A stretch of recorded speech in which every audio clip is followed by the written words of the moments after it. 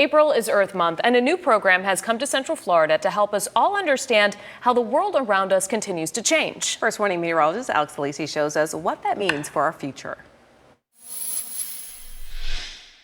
As we continue to forecast our future, it's very important that future generations can understand some of these complex issues facing the world. That's where exhibits like Earth Matters at the Orlando Science Center come in. Take the quiz and see how your choices impact the coral reef. The exhibit is designed to be interactive. This exhibit broken down into quite a few different segments. As Xander Davis, Public Programs Coordinator at the Science Center, showed me, this tunnel of blue and red stripes represents Earth's temperature throughout history.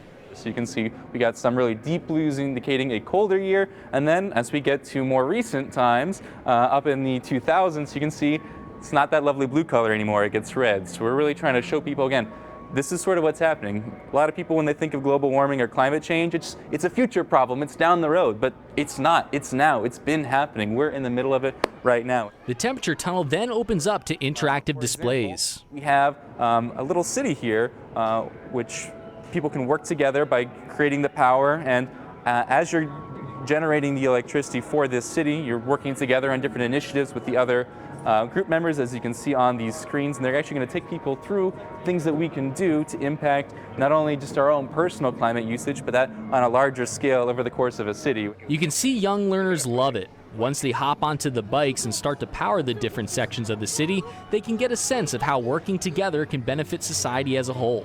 If you fix the water and we have clean water, it doesn't really do anything if you're producing food in a poor way, or the same thing with producing electricity. So it's encouraging about all those different aspects of society to work together to get this really cool result.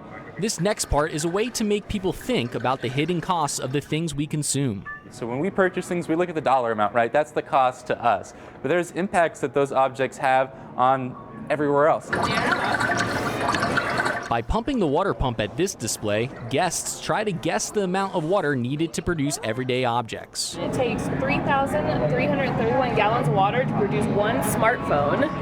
Oh my gosh. That's the type of reaction Joanne Newman, president and CEO of the Orlando Science Center, wants all visitors to have. What kind of fish do you want to buy? I love nothing more than to see our younger folks, our children come in.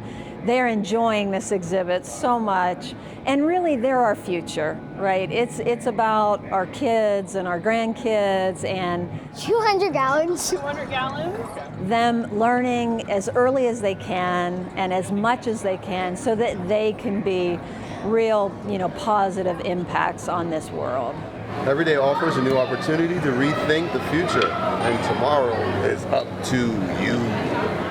So as this exhibit shows, if everyone does a small part, hopefully in the future, we can add less of these dark red stripes going forward. Reporting at the Orlando Science Center, Alex Felici, WESH 2 News. And the exhibit at the Orlando Science Center is open through April, which means you can enjoy it for Earth Month. It's open every day except Wednesdays.